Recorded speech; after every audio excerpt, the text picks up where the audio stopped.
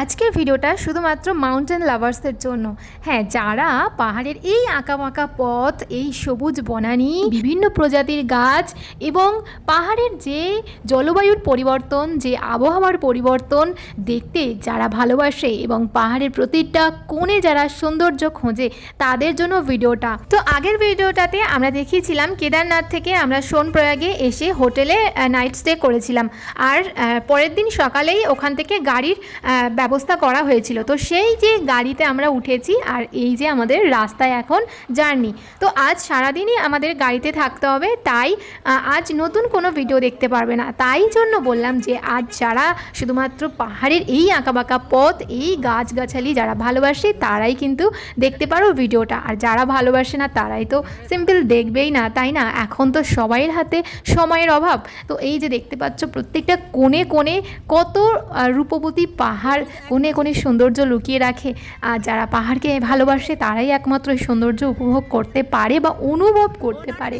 তো তার প্রমাণটাই তোমরা দেখতে পাচ্ছ রাস্তায় যেতে যেতে প্রত্যেকটা বাঁকে বাঁকে পাহাড়ের রূপ তোমরা দেখতেই পাচ্ছ। আকাশের রং আর আকাশে মেঘ, গাছ, এই যে দেখতে পাচ্ছ একটা কি সুন্দর জায়গায় একটা ঘর। তো পাহাড় মানেই তো এত অপরূপ সুন্দর, তাই না? তো আজ আমরা কোথায় যাচ্ছি বলো তো? আজ আমাদের রওনা দেওয়া হয়েছে কল্পেশ্বরের উদ্দেশ্যে। আর হ্যাঁ, আমি অনেকবার পোস্টে কল্পেশ্বর, মন্ময়েশ্বর, তুঙ্গনাথ এই সব জায়গার পোস্ট বা ফটো আমি আপলোড করে থাকি। যারা যারা লক্ষ্য করে তাদের জন্যই কথাটা বলে রাখি। কল্পেশ্বর হলো পঞ্চম কেদার।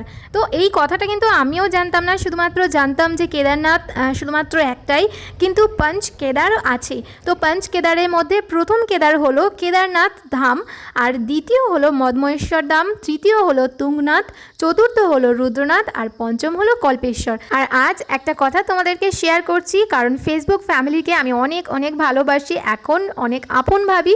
তো তাই কথাটা শেয়ার করলাম। যেহেতু পঞ্চ কেদারের মধ্যে আমরা 4টে কেদার কমপ্লিট করে ফেলেছি, আর শুধুমাত্র রুদ্রনাথ বাকি। তো সেই কারণেই আমরা গুলুর নাম দিয়েছিলাম রুদ্র, আর ডাক নাম হলো গুলু। সেটা তো তোমরা সবাই জানো, কিন্তু রুদ্র নামটা হয়তো কিছুজন জানো। যারা যারা রুদ্র নামটা জানো তারা কিন্তু জানিও কমেন্টে।